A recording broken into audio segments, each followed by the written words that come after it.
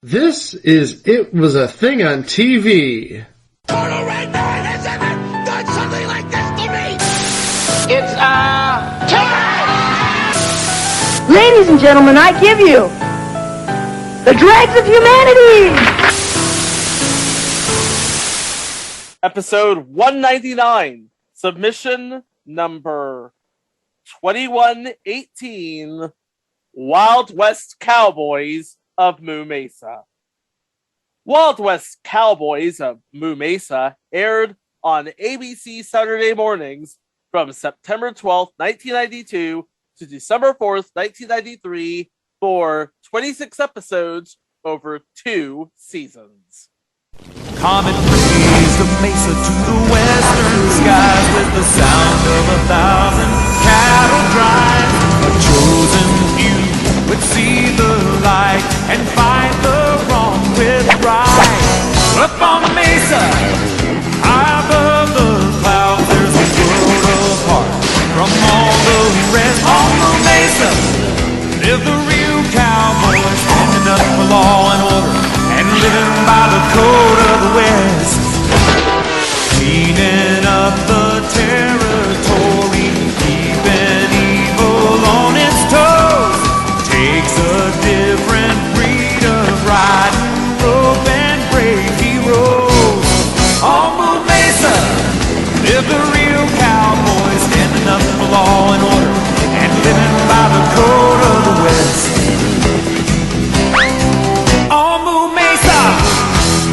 So, the 80s and 90s were a halcyon era for anthropomorphic animal heroes.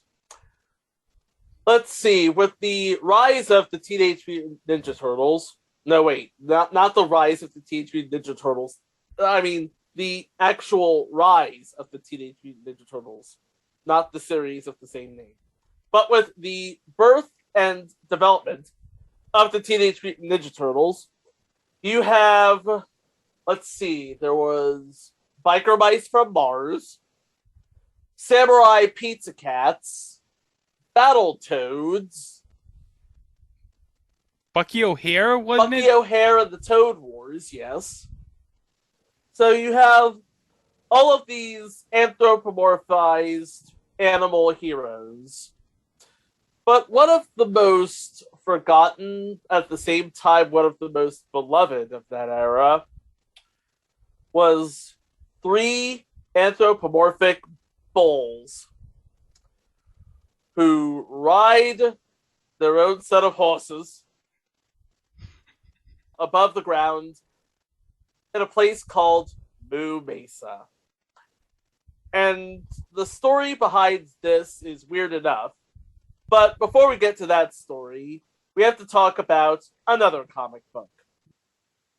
Teenage Mutant Ninja Turtles.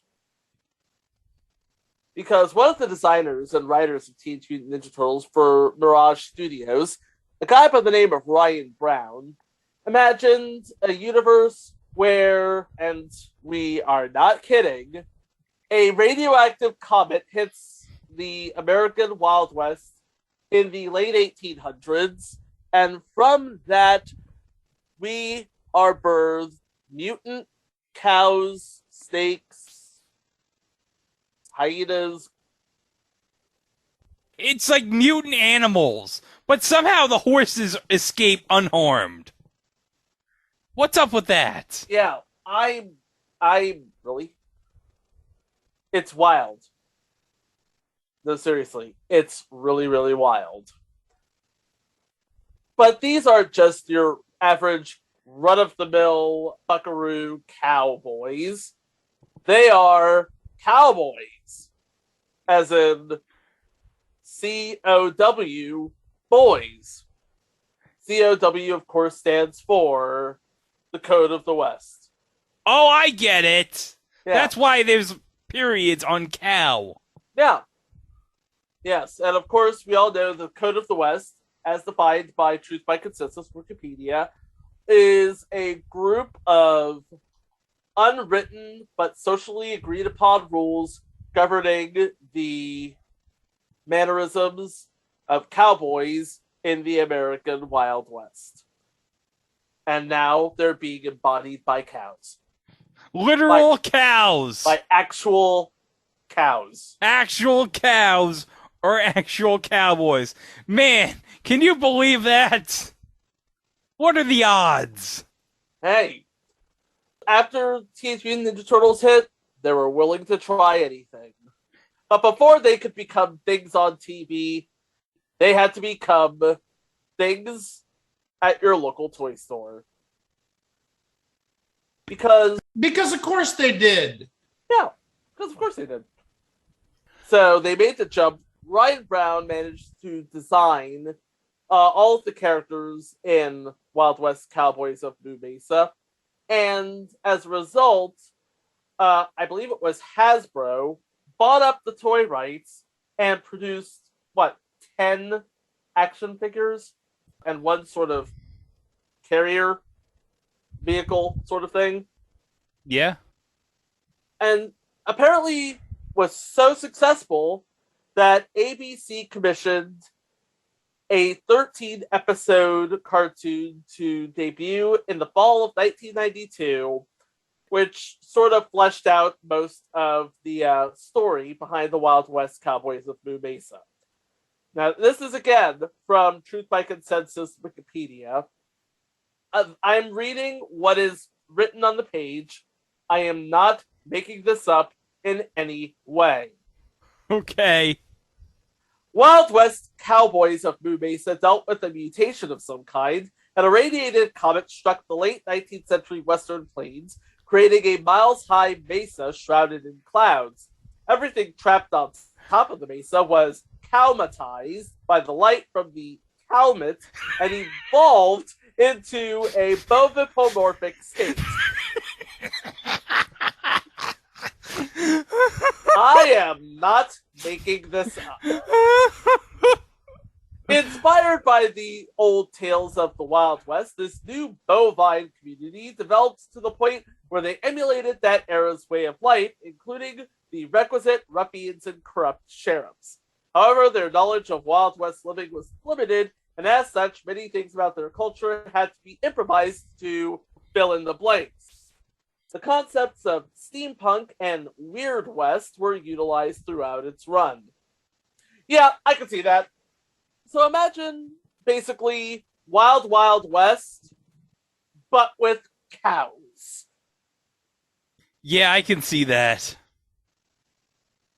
The series focuses on trying to keep justice in the frontier territory. The lawbreakers were too much for the corrupt regulators of Cowtown, namely Mayor Oscar Bologna and Sheriff Terror Bowl. That's terrible. This is the type of names we're dealing with, folks, on this series. Helping them out, whether they wanted it or not, were a group of peacekeepers known as the Cowboys.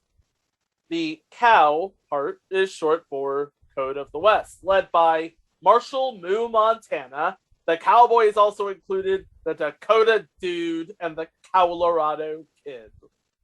Marshall Moo Montana and his deputies had their hands full with several ruffians and outlaw gangs that plagued the otherwise peaceful town. So we have a group of heroes, a group of heroic assistants, our baseline set of deuteragonists, our corrupt and or bumbling side characters, and the villains of the week. Sounds about right, doesn't it? Yes. So who are our three cowboys, aside from, obviously? We have Marshall Moo Montana, played by Pat Fraley, who, come on, he's a legend. Oh, yeah. I mean, Teenage Mutant Ninja Turtles. I mean, come on. The voice of Krang. Yep, voice of Krang. He played... What else did he... Casey Jones, Baxter Stockman. He's just legendary. Legendary guy. Playing the Dakota Dude, another legendary guy. Jim Cummings. The voice of Winnie the Pooh. Oh, bother.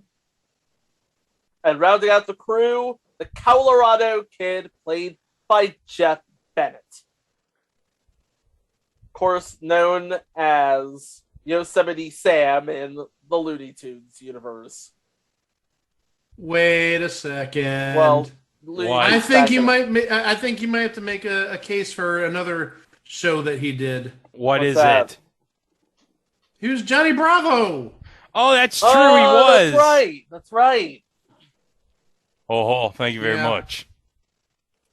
No.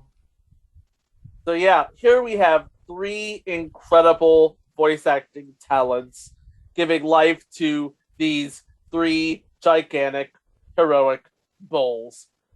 Fighting evil, rustling up bandits, and living their lives by the code of the West. And that's just the three main characters. Mm-hmm.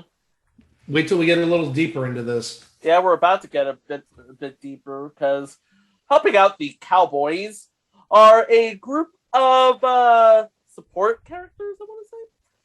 We have Lily Bovine, a bartender, former showgirl, and the owner of the local saloon called the Tumbleweed.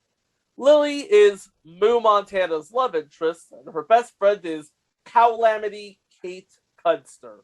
Lily is played by Charity James, and not much is known about her, unfortunately. Okay. Yeah, I mean, she doesn't have a page on Wikipedia, but if you look at her page on IMDb, her most notable role is as Blanco in the original Space Jam. Oh, and also, she plays Kelly on Bobby's World. Okay. And speaking of Calamity Kate Cudster, she is a tomboyish rancher and operator of the highly profitable Golden Cud Mine. She is as hardworking and hard-riding as any bull and has enough skill with a lasso to put Colorado to shame. She returns Dakota's romantic feelings, where she once gave him the hat he wears and nearly married him in the episode Wedding Bull Blues. In the fastest filly in the West, it is revealed that Calamity Kate has a cousin named Cowleen. Not making this up. I have a question, more like a statement. Did you say the Cud Mines? I said the Cud Mines. Good heavens. Okay. She is played by Kay Lenz, who is a Primetime Emmy Award winner and a Daytime Emmy Award winner for Midnight Caller, Reasonable Doubts, and holy crap, what did she win for? Oh, the ABC Afternoon Play Break. Okay. The ABC Afternoon Play Break. Yeah. Okay. And if you remember 1994's Tick, she voiced American Maid. Oh, okay. All right. Yeah, good. I know it. Yeah, I know her. Okay, next we have Cody Calf. Yes, named Calf Pint by Moo and his posse, he idolizes the marshal and he hopes to be a law cow himself when he grows up. He is apparently related to Lily Bovine in some way and lives with her, though he does not appear to be her son. Like everyone else, he refers to her as Miss Lily. Although well-meaning, he often gets himself in serious trouble trying to help the law cows, but has been a useful asset on several occasions. He is voiced by Troy Davidson, who is known as the voice of Vern Newton Brown on Back to the Future, and also played Kevin Cleaver on the new Leave It to Beaver. The new Leave It to Beaver. Not still the Beaver that we mentioned a few weeks ago, but the new Leave It to Beaver. Oh, the new Leave It to Beaver. Oh my gosh. But as an adult, he is played by the one, the only, Yakko Warder himself, Rob Paulson. Yeah, that's right, Rob Paulson. And if you don't know who Rob Paulson is, what podcast are you even listening to? Yeah, pretty much. Where should we begin with Rob Paulson? Well, there's too much. If you don't know who he is, We can't help you. Grab a book. Yeah. All right. Next we have Puma. Yes, he's an unspecified rodent and resident of Cowtown, who is the resident shoe shiner. He's voiced by Bill Farmer, who has voiced Goofy since 1987. Yeah, that's right, the voice of Goofy. Yep. Oh, and by the way, if you have Disney Plus, there's a how-to at home series now with Goofy in the style of those 1940s how-to Oh god, shorts. I love those. I love those. And it's great. There's a short on how to binge watch with Goofy binge watching. It's crazy. I love it. Oh, but next, JR, an Indian bison who occasionally aids Moo, Dakota, and Colorado if the situation warrants it. He tends to ramble about the scientific principles of his inventions, which the cowboys don't want to listen to and would be asked to show them how it works. now, all right, can I say it, Chico? Can I say it? Okay, just to let you know, this man, the person who voices JR, is a Native American First Nations character actor himself. Michael Horse, but he's best known, Chico, for playing Hawk on Twin Peaks. Is it about the bunny?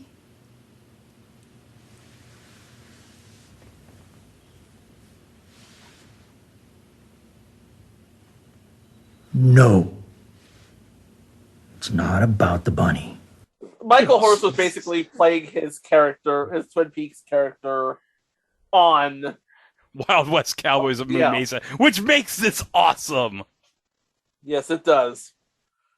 And Jeff Bennett also voices Buffalo Bull, who is a bison who works as Cowtown's blacksmith. And we'll talk about this later, but he is one of the... Because there are only 3 cowboys, and Konami needed a 4th, so he is a playable character on the video game. The Wild West Cowboys of There Moo was Mesa a video. There was an arcade Wait. game. There's a Moo Mesa video game. Yes, it was in the arcades in '92. Sadly, it was never ported. It was an the awesome heck? arcade game. It was like Sunset Riders. Remember Yeah, Sunset? wait, I'm going to stop you right there, Greg, for legal purposes. It was similar, but legally distinct from Sunset Oh, Riders. so Konami couldn't get sued. Yeah. Although they did make both games. Go figure. And then you have, again, voiced by Jim Cummings, Jack, a rabbit who works at the telegraph operator at Cowtown. And Gordon Borden, a prison warden, who runs the prison containing the prisoners that the cowboys apprehend. On the other side of the law, you have Mayor Oscar Bologna. Oscar Baloney. I will never get over that. Oh my gosh, the puns in this show are so stupid. It isn't baloney like the deli cold cut. It's bull-oni. Bull-oni. The greedy and corrupt mayor of Cowtown and Moo Mesa, Baloney rigs elections and makes taxes so high that the masked bull compares it to stealing. He also serves as Cowtown's crooked justice of the peace and fake president. Okay, so he's the Ron DeSantis of the cartoon world. Oh, shots fired, Mike. Oh, that's just cold, Mike. But also, I like his name is Oscar Baloney. I wonder if his middle name is Meyer. Oscar Meyer Baloney. Oh, that would be so... That would be so deep if it was. That would be so friggin' deep. Anyway, he is played by Michael Greer, who sadly is no longer with us. His most famous role was as Queenie the prison drag queen in Salvadeo's stage in the Harvey Hart film version of Fortune and Men's Eyes. Oh, but this next one, I love this name. Sheriff Terrible. That's terrible. We already talked about Sheriff Terrible, I thought. Yep. Yeah, we did. Yeah, we did. That's terrible. Selected by the corrupt Mayor Baloney, Terrible uses his sheriff's badge to conceal his evil intentions. When committing crimes, he disguises himself as the masked bull, where he sports a different posture. Terror Bull was forced to leave Cowtown after losing a bet to Moo in No Face to Hide to see who can catch Shock Holiday and become sheriff of the remote town of Lonesome Gulch, as Baloney tells him to put up with it until he can think of a way to get him back to Cowtown. He is played by the one, the only, Joe Piscopo. That's right, folks. The star of the CD-ROM game, Celebrity Multimedia Poker, with Morgan Fairchild and Jonathan Frakes. They'll show me some more media. Let's go take a look at those. All right, I think we've pretty much summed up simultaneous video. Turn the video quality down. All right, let's see what. Yeah, what is simultaneous video? Oh God, the frame rate. Just...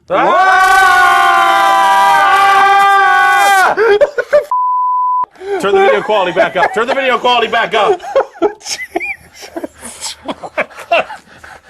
just gonna close that. I'm just gonna close that. I have to go. I don't want to be here anymore. We should also add that Joe Piscopo was the news news anchor in that HBO comedy clip with Eddie Murphy as Carl Lewis. And Carl Lewis! Hey, man, I'm Carl Lewis, man. How the Reverend go? He gonna hear this person make him beat me? I'm the fastest man in the world. I've raced horses, man. How this man in a wheelchair gonna beat me? I'm Carl Lewis. These people know. How this man gonna beat me? I'm Carl Lewis, man. I've raced horses. I'm the fastest man in the world. I am the fastest man in the world, Joe Piscopo. And of course, Sheriff Terrible has two deputies. Saddle Sore Scorpion, voiced by Jim Cummings, a scorpion and slightly smarter and braver than his partner Boot Hill Buzzard, but only just. Then you have Barney Finkelberg, a con artist who used the alias Jacques Le Beef. And he's played by Tim Curry, y'all. Oh, Tim Curry. Tim freaking Curry, come on. Oh, 1992 was his year. Home Alone 2. Come on. Yep.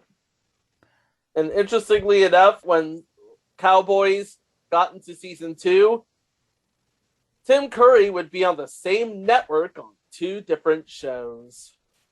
What was the other one? Superhuman Samurai Cyber Squad. Oh, that's true. Yeah, I forgot about that. Then you have Horrible, Sheriff Terrible's criminal younger brother, whom he breaks out of San Quentin Federal Prison and has him posed as the masked bull in order to protect his identity. Sadie Wow Cow, voiced by Michael Greer, a former show cow who is Lily Bovine's sworn rival. In the past, she always tried to upstage Lily due to jealousy over her popularity. While working for Mayor Bologna, she tried to get revenge by running Lily out of business in order for the mayor to claim an oil well under the Tumbleweed Saloon. Then Skullduggery, his real name is Tom, who is a mean miner who staked his claim on Skull Mountain, struck silver, hid it in a secret chamber, and in his second appearance, planned his revenge on the Cowboys by enlisting some ghosts from a ghost town to help him.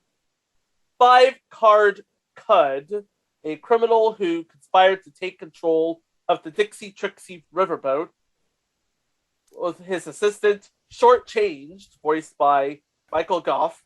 Not that Michael Goff. It's another guy named Michael Goff. Yes, he's known as Zazu on Timon and Pumbaa, and Shrek in the Shrek video games, and also Deckard Cain in the Diablo series.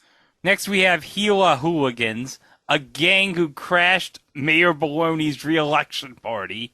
I'm guessing they're all Gila monsters. Something like that. And then we have the Hole in the Ground gang, which is a duo of snakes, which their names are play on the Hole in the Wall gang. And then you have Bat Blastagun, a bat outlaw who causes trouble for Miller Glen when they even bested Sheriff T-Bone. In his second appearance, he and his gang escape from prison and use a weaponized version of the Comet Shard as part of a plot to shrink the Cowboys and rob Cowtown. He is played by the current announcer of Press Your Luck, Neil Ross. Yes! Yes! The voice of the Whammies on the new Press Your Luck is on this show! Oh, yeah. You're muted. Oh, sorry. The only thing more awkward than this meeting is trying to take your money when you don't have any. Like Neil Ross, again, Neil Ross, Voltron. Come on, people. Voltron. And Bat Blastagun's gang, comprised of Gil A. Monster, a Gila monster, Sid Arachnid, a spider, Yeah, Dr. Wolfgang Wolfenstein, not that Wolfenstein, and not that Wolfgang, and Rawhide is just a snake. No, really, he's a snake. And our next rogues gallery is Shock Holiday and his gang, Roy Soybeans and the Bohr Brothers. Shock Holiday is a bison outlaw and the leader of his gang who captured all the trains while demanding a ransom from the railway president.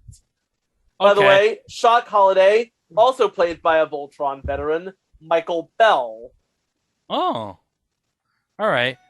Cal Bell, voiced by the incomparable Ruth Buzzy, has 3 sons who use Sidewinder City as a refuge for outlaws everywhere in exchange for a share of their heists.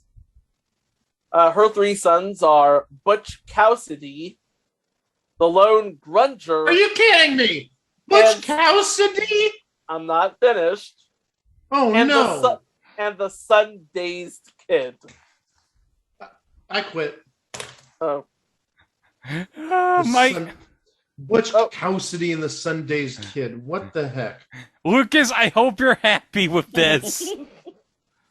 And then you have Longhorn Silver, a pirate captain who leads his pirate crew in causing trouble on Moo Mesa's waterways. He is voiced by Brad Garrett. Yeah. This would be like 3 years before Raymond came calling, so... Yeah, 3 more years before Everybody Loves Raymond, Brad. Don't worry, you're almost there. You're just a little bit there. Just a little bit. Just keep working at it. Almost there. Then you have the Cackling Kid, also voiced by Rob Paulson, a small coyote and known outlaw who the Cowboys apprehend while he was being targeted by the Bayan Bunch, whom he once rode with. The Bayan Bunch, of course, are a gang of coyotes who target the Cackling Kid, who hid their loot in a graveyard, the leader of which is called Scavenger. And then you have Billy the Kidder's gang. Billy the Kidder is a goat who targets the lost treasure of the Conquistadors, and his gang is Lester and Kisser. They're both lizards, and all 3 are voiced by Charlie Adler. And again, legendary. Definitely legendary. I Am Weasel. He played the devil. Oh, yeah. Buster Bunny on Tiny Toons. Yes. He's done everything. The Great Bovini, a ringmaster who uses a special stone called the Cowanor Diamond to mesmerize people. As Boot Hill Buzzard was unaffected by the Cowanor Diamond, while Mayor Baloney and Saddlesore were, he and the Cowboys had to work together to defeat the Great Bovini and free everyone from the mind control. Great Bovini, voiced by the incomparable Dorian Harewood. Proud son of Dayton, Ohio. Played, Jesse Owens in the Jesse Owens story. Simon Haley in Roots, The Next Generation. Oh, but this next one. Barbed Wire Babs. Oh, God. Miss Barbara is the leader of an all-female gang, but she is voiced by Chico, the one, the only, Kate Mulgrew. Oh, yeah. Captain Janeway, baby. Oh, yeah. Now, you see, you guys remember her as Captain Janeway. Where I know her from, she is the former Miss Tim Hagen. And who's Tim Hagen? Only I'd know this. He was the former county commissioner here in Cleveland. She married into local politics in Cleveland. No kidding. Huh. Today I learned. Yeah. Yeah. All right. Then you have Rooster Cog's Bull, a wagon master and gold thief who masquerades as a creature known as the Cowgirl. He's also voiced by Tim Curry. Yep. And then you have a gang of claim jumpers led by Big Bucks, who is a stag. Big Bucks in love! And his deputies Dig-Along, a mole, and Stub, a donkey. And rounding out our rogues gallery is Fast Willie, a dog criminal who plotted to steal Cowleen's horse Tornado. Yes, cows ride horses. As part of a bigger plot to rob the Pony Express, and Mule's Vern, a mule who plotted to steal the Dixie Trixie where the invention convention is so he can force the inventors on board to build a giant robot cowboy as part of his plot to take over Moo Mesa. I was thinking something along the lines of a time machine, but okay. Why? Because Doc named his kids Jules and Vern. Yeah. In the time machine. Yeah, I know. Well, yeah. I mean, but yeah, the cast itself is incredible. I mean, aside from the people we mentioned, we also have Danny Mann, Robbie Benson, Kath Suchi, Corey Burton, and guys. Mark Hamill. I mean, come on. Like, this would be like a year before he showed up in Gotham City. As the Joker, yeah. I think 92 92 was the first year of Batman the Animated Series. 91 was the first year. No, it was 92. Okay, so it would be around the same time. September 5th, 1982. Okay. So, yeah. So this premiered Wild West Cowboys the following week on ABC. So it's Batman obviously premiered on Fox, so. Okay. So let's talk about some episodes, shall we? I'll tell you right now, you thought the puns about the character names were bad. The episode names are a whole lot worse. Thanks for the warning. All right, episode 1, Bang 'em High. Good night, everybody. Mayor Bulloney and the Masked Bull make a plan to get rid of Moo Montana with literally explosive results. What do they mean by literally explosive results? Use your imagination, Greg. Probably some dynamite is involved. Yes, there is. All right, episode 2. A snake in cow's clothing. A mysterious bull named Jacques LaBeef arrives in town who has all the women drawn to him. Hey, everybody loves an accent. Moo and Dakota are suspicious of him, especially after Miss Lily is robbed of the items in her new safe by the Masked Bull in a plot to discredit Jacques LaBeef, who is secretly a notorious con artist named Barney Finkelberg. Because obviously Jacques LaBeef was totally a real name. No more real than Marshall Moo Montana. Or Barney Finkelberg. Yeah. Oh, boy. Okay. Episode 3, Bulls of a Feather. During an attack on the stagecoach bound for Cowtown, Puma sees that the masked bull is actually Sheriff Terrible after Boofhill Buzzard accidentally unmasks him in order to save his identity after his attempt on Puma's life is thwarted by JR. Sheriff Terrible must break his younger brother, Horrible, out of San Quentin Federal Prison to pose as the masked bull and fool everyone. It's a duplicate episode, and they're not even twins. What? Yeah. All right. Episode 4, School Days. A new teacher actually Boothill Buzzard and track. As the children help the masked bull commit crime through her strange assignments. Oh, God. Episode 5, A Sheep Full of Dollars.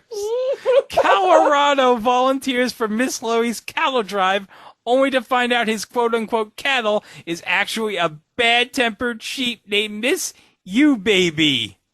Moo and Dakota discover that the cattle drive is a front to deliver the money for the Elbows Bend Hospital Veterinary Clinic, where it is under Miss You Baby to keep it from being stolen by the masked bull.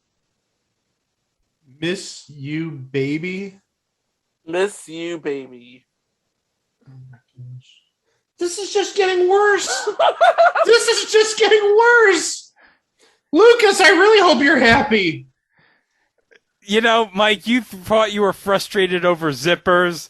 This is like an entire episode full of zippers. And we're only 5 episodes in, and I'm looking at the 26. Yeah. And I'm we're only 5 episodes in, and I'm looking at the title of episode 6, and I'm ready to just like drink myself into a coma. Okay, here we go. Episode 6. Thoroughly Modern Lily. Oh boy. When Mayor Baloney discovers oil that is secretly buried deep beneath Lily Bovine's tumbleweed saloon, he quickly dispatches Lily's arch rival, Sadie Wow Cow, to run her out of town.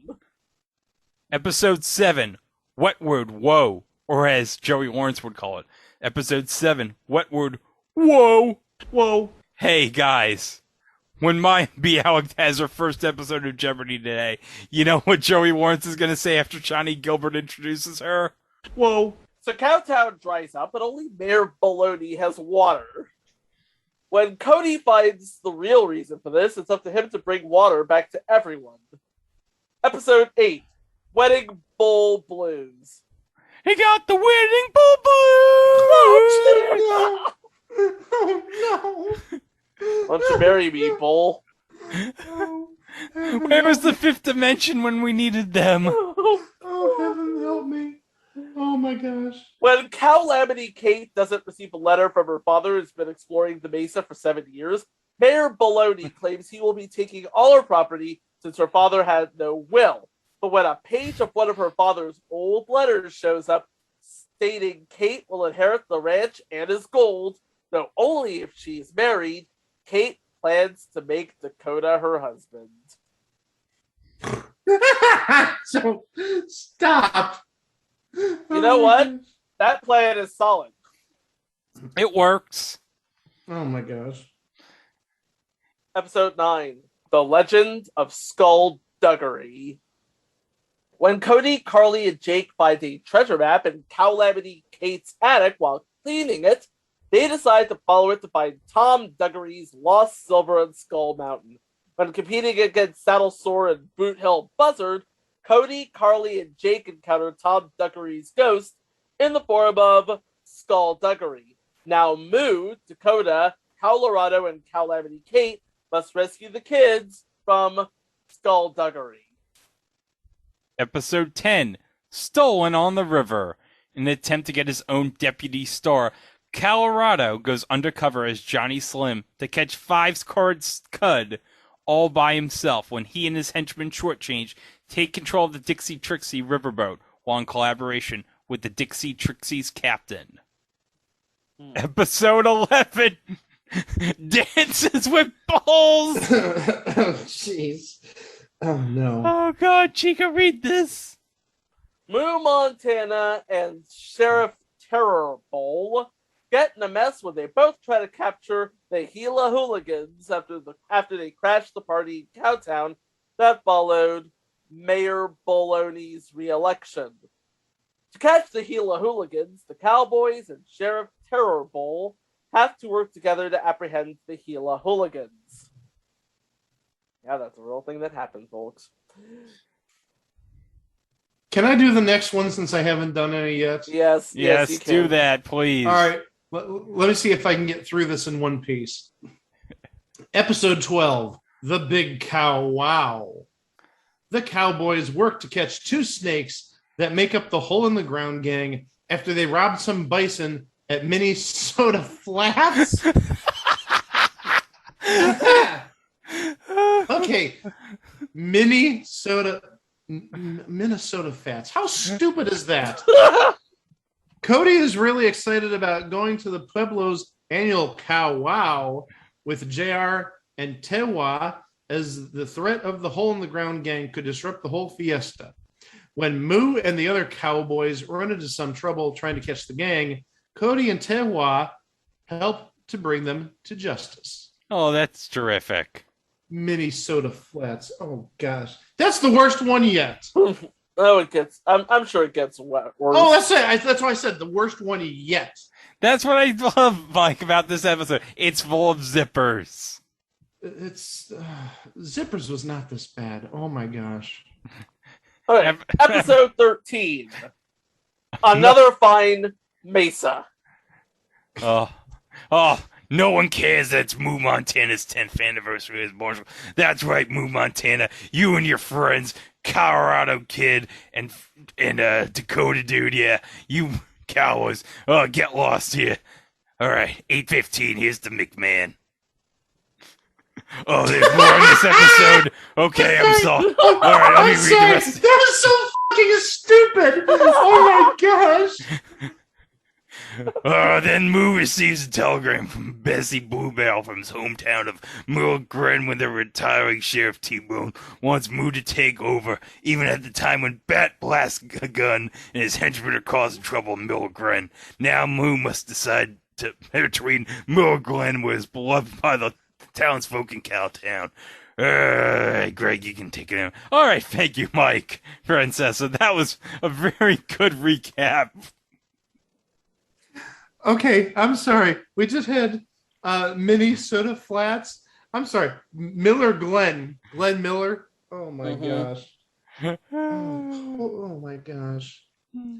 You writers should be ashamed of yourselves, really. Hey, I'm back here. I gotta say something here.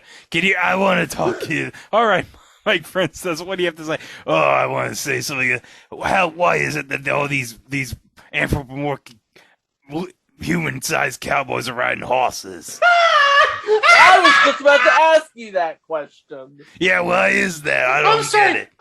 I'm sorry, I laughed all over that. Because Greg just choked on anthropomorphic, and he said the human-sized cowboy. Oh God! Oh jeez! Do it again while I laugh my ass off. I don't know. I don't know what I was thinking there. All right, season 2. We had a transition here from production companies. We went from Greengrass Productions to Ruby Spears in season 2. Yep. And in season 2, a lot more shenanigans ensue. But the animation's a little bit better. Episode 14, No Face to Hide. Many trains have been stolen by Shock Holiday's gang, or Shock Holiday is holding them hostage until the railroad president pays a huge ransom. When Marshal Moo fails at capturing the thief, Sheriff Terrible challenges him to see who catches Shock Holiday first, and the loser will have to leave Cowtown. So this is a classic loser leaves town match. Oh, yes. Episode 15, The Down Under Gang. Cowbell and his sons have an underground hideout called Sidewinder City, which allows other outlaws to use it in exchange for a syrup what to steal. When Colorado Kid is captured during the infiltration, Moo Montana and Dakota Dude must find Sidewinder City and rescue him while also dealing with the masked bull. I don't know why I did the capsule in this voice. I guess it just kind of works. Oh, episode 16. Arr! Cow pirates of Swampy Code. Arr! The pirate captain Longhorn Silver and his band of buccaneers have been robbing trains and causing trouble on Moo Mesa's waterways. With a gold shipment and Cody's money for new boots in their possession, Moo Montana, Dakota Dude, and Colorado Kid have to go to Newport Lanes to track these pirates down. Arr! While trying to get back the money, Cody's caught by the masked bull as part of his plan to work with Longhorn Silver to dispose of the cowboys. Now the cowboys must rescue Cody, reclaim the stolen loot, and defeat Longhorn Silver. Arg! Episode 17. No funny voices for this. The Cackling Kid. Moo Montana, Dakota Dude, and Colorado Kid apprehend the Cackling Kid after he was nearly disposed of by the Bane Bunch, led by Scavenger, who are seeking the location of where the Cackling Kid hid the Bane Bunch's loot. At the courthouse, Cackling Kid gets sympathy from Judge Overrule, who instructs that Moo Montana, Dakota Dude, and Colorado Kid to safely transport Cackling Kid to the federal penitentiary to serve out his 1-year sentence. Now, the Cowboys must get the Cackling Kid to the penitentiary safely while evading the Bane Bunch, who have gone to Lonesome Gulch and tricked Sheriff Terrible into helping them. Episode 18, Skullduggery rides again. On Halloween, Skullduggery returns upon emerging from the cave-in of his mine at Skull Mountain in order to get revenge on Moo, Dakota, and Colorado. This time he has obtained an age-accelerating spell with the help of his fellow ghosts, where they start aging everything in Cowtown. And we should add that this episode, Halloween theme, did air on October 30th of 1993. Episode 19, Billy the Kidder. The Cowboys get word from Warden Gordon Borden, that's his name, Warden Gordon Borden, that Billy the Kidder and his lizard henchmen Lester and Kisser have escaped from prison. When Lily's uncle Rocky gets caught in the cave-in upon finding the lost treasure of the Conquistadors, she plans to enlist Calamity Kate to help rescue him, only to end up captured by Lester and Kisser so that Billy the Kidder can steal the lost treasure of the Conquistadors. Now, the Cowboys and Calamity Kate must rescue Lily and Rocky, apprehend Billy the Kidder's group, and recover the lost treasure of the Conquistadors. I think I've said Conquistadors enough on this episode. Conquistadors. Maybe one more. Episode 20, How the West Was Shrunk. Bat Blastagun and his gang have escaped from the prison where they find the shard of the comet that created Moo Mesa outside of Cowtown. Enlisting the help of mad scientist Dr. Wolfgang Wolfenstein, Bat Blastagun uses the shard to shrink everything. All right, that brings us to episode 21, Circus Days, D-A-Z-E.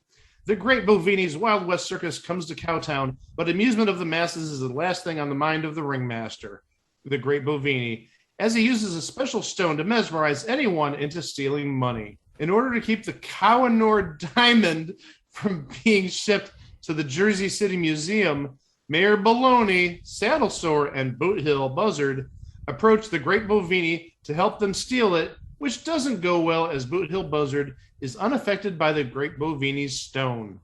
Now the Cowboys must work with Boothill Buzzard into thwarting the Great Bovini and freeing the townspeople from his control. Episode 22, No Way to Treat a Lady. Moo Montana, Dakota Dude, and Colorado Kid have to deal with 4 masked marauders who happen to be the ladies of the Sewing Bee Ranch, led by Barbed Wire Babs, the criminal alias of Miss Barbara. As Colorado Kid goes undercover in Barbed Wire Babs' group, Wild Bill Barker is kidnapped as part of Barbed Wire Babs' plot to make counterfeit money. Episode 23, Night of the Cowgirl.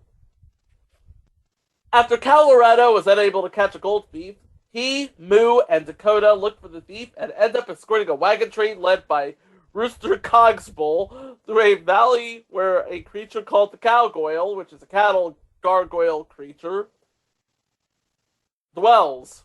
To make sure that the Cowboys meet their end, the Cowgirl is blamed for the action. Mayor Baloney sends Saddlesore and Boothill Buzzard to get the masked bull to dispose of them. Following the Cowgirl's attacks, the Cowboys work to catch the Cowgirl while suspecting that it might be one of the suspicious wagon train travelers. Spoiler alert. Spoiler alert! Spoiler alert! It is indeed one of the suspicious wagon train travelers. Oh. Episode 24. Boomtown or Bust. Colorado discovers gold in a river causing the gold rush on Moo Mesa, which even gets Mayor Baloney, Saddlesore, and Boothill Buzzard to work on claiming the gold. Upon Boomtown being formed as part of the gold rush, the Cowboys work to keep the settlement in line. When a claim jumper named Big Bucks and his henchmen Dig-Along and Stub plot to steal everyone's gold, the Cowboys spring into action to protect Boomtown. My guess is all the gold is tapped and they move back to Cowtown by the end of the show. Wow. Episode 25, The Fastest Filly in the West. In preparation for the 11th annual Cowtown cross-country race, Colorado Kid encounters some competition. Cowlamity Kate's cousin, Cowleen, and her horse, Tornado, as well as encountering his old rival, Swifty Buckhorn. Fast Willie and his henchmen plan to steal Tornado so they can rob the Pony Express with one of the packages being the trophy for the cross-country race. Now Colorado and Swifty Buckhorn must put aside their differences to help Moo and Dakota catch Fast Willie and reclaim Tornado. Episode 26, The Wild Wild Pest. JR takes Cody Calf and Buffalo Bull to the invention convention on the Dixie Trixie.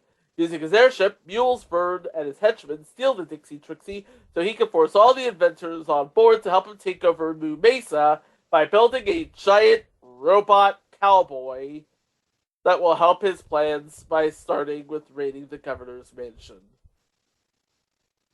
Mules Vern. Really? We're going to end on that? Yep. We are going to end on Mules Vern. Okay. Hey, do we want to talk about the arcade game? Why, yes. Yes, we do. Because, like we said before, Konami released an arcade game that was developed in association with the creators and producers of Wild West Cowboys of Moo Mesa, Ryan Brown, namely.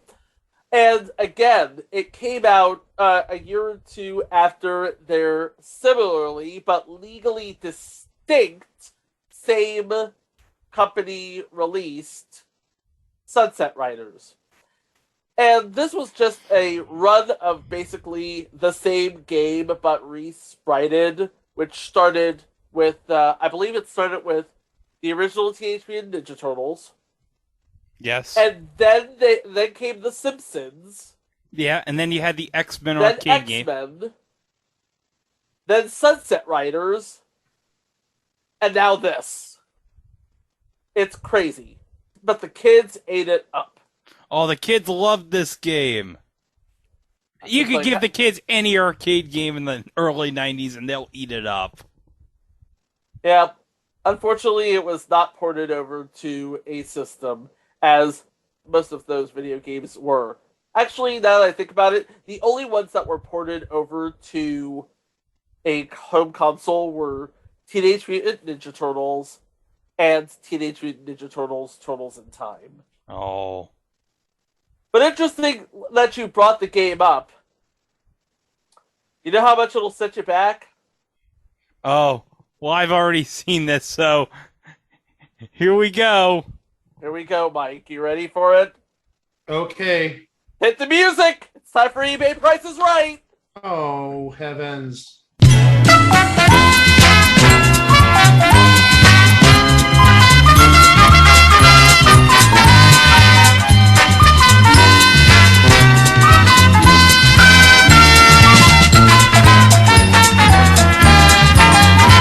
Okay, Greg, you got the clock? Okay, hold on a second. Let me just get the... Yeah, all right, describe what it is. While Greg gets the clock, I'll describe what it is. This is the Wild West Cowboys of Moo Mesa new full-size arcade game. Its controls consist of an 8-way joystick, 2 buttons for shooting and jumping. It is the 4-player model, so you would play as Colorado, Marshall Moo, Dakota, and Buffalo Bull. And we have a new cut-to-spec full-size cabinet, new hardware, new levelers, new keys and locks, new wiring, new amp, new speaker, new circuit board, new joysticks, new buttons, new switches, new artwork overlays, a new LCD monitor, a new bezel, a new marquee fixture, and a new coin door. Okay, so this is essentially old, but all the parts are new. Yes. Yeah, it's a refurbished. It's machine. a refurbished. machine. Okay. And really nice looking one too. Okay. Okay, so I will tell you right now, it is between $2,000 and $4,000. Okay. Greg, do you have the clock? I have the clock ready. Your time will begin with your first bid. 3,500. Lower. 3,000. Higher. 3,100. Higher. 3,200. Higher. 3,495. Lower. 3,400. Lower. 3,350. Higher. 3,375. Higher. 3,399. Lower. 3,395. Got it. 20 seconds, 0.6. Okay, I really thought I appreciate you giving me the range. I was really going to start off at 5,000. Well, what can I say? I'm a benevolent overlord. But I'm looking at all of his other machines, and I could not afford any of them. But if I did have a man cave, I would get that cocktail machine. Just saying. Oh, yeah. Man caves need the cocktail machine. It's like I can play a video game and have somewhere to put my drink. But aside from the toys and the video game and the cartoon, a lot of the Cowboys of Moo Mesa stuff has been like popping up sort of as little blips in pop culture. According to a really good episode of Toy Galaxy that's on YouTube, they've been on a couple of episodes of the 2000s version of Teenage Mutant Ninja Turtles, as well as having their own comic line on Archie Comics. I guess that makes sense considering that Ryan Brown worked on the Ninja Turtles comic. Mm-hmm. Oh, did we talk about the theme music? I feel like we should talk about that theme music. Yeah. Because that sounds legit. I mean, that's the sort of music that sounds legit. I mean, we're in pre-production, and Greg was singing it, and I was like, Greg, that's the sort of theme music you have to sing while, like, you're passing a kidney stone. Yeah.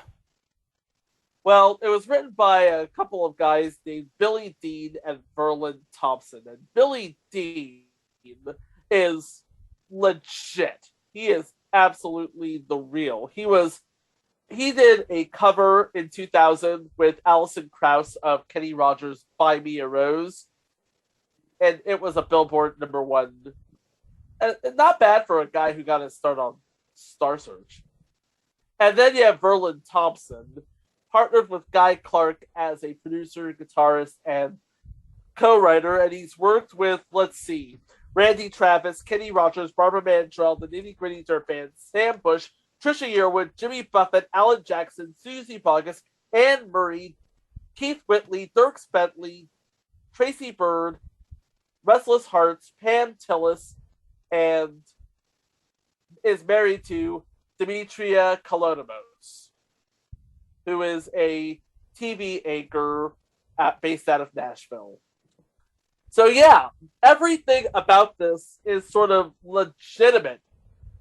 Well, kind of, sort of. I mean, you do have the meteor coming in and creating this incredibly enchanted mesa built with anthropomorphic cows. I want to know more about this comet.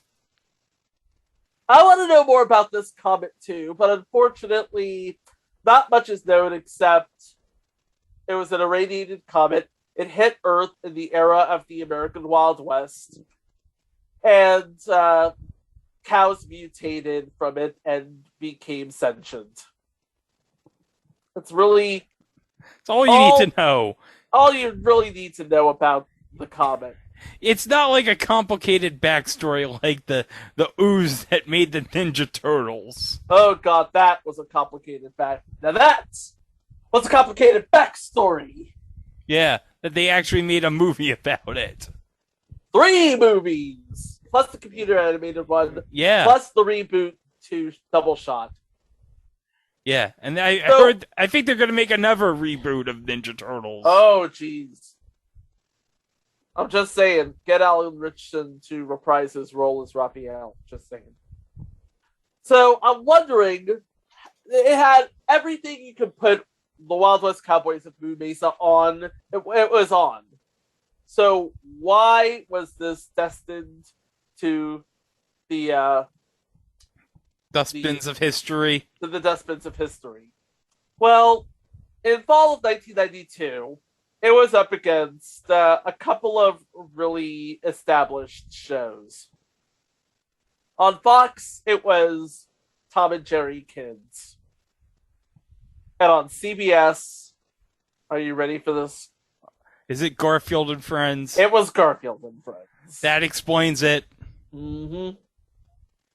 It got to the point where ABC moved it half an hour earlier, where it was up against Bobby's World and The Little Mermaid and the last half hour of Weekends Today. Because remember, in 1982, NBC would have stopped airing cartoons. Yeah, because they would have gone to TNBC at this point. And the world was a little darker for it.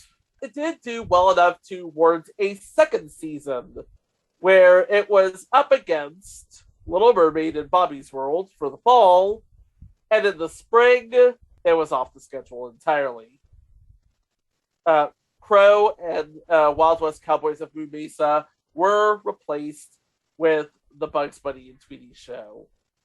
By the way, the Bugs Bunny and Tweety show did air at 10:30 and 11, which would displace Crow, which moved to the 11 o'clock slot, and paired up with reruns of City Kids from the 11:30 slot, which was now being inherited by reruns of the 1991 run of Land of the Lost. Well, that's good.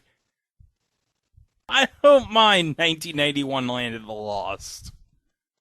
No, it was okay. It was okay for what it was. But yeah, it shows up here and there, but by the end of fall of 1993, it was sent to Ralph Wiggum. You want to take this one? When I grow up, I'm going to Bovine University. Yeah. But hey, we got 26 decent episodes out of it. We did. And unfortunately, Ryan Brown's creations have not popped their heads up in any sort of manner on home release or streaming video. Unfortunately. You'd think this would have a spot on Pluto TV or something. You would think so, but I think Ryan owns the characters, and I think ABC still owns the distribution rights. Because a few years ago, it was on Toon Disney, back before it became Disney XD. It's not like ABC's doing anything with the rights. Right? Yeah. I don't know. Well, that's all we can say about this series, so... Yep. The Wild West Cowboys of Moo Mesa, capitalizing on a pop culture zeitgeist spawned by 4 anthropomorphic turtles in New York City, but in 1992 to 1993, it could have had a bright future as Riders in the Sky, but unfortunately, it was just a thing on TV. Again, Lucas, we hope you're happy with this.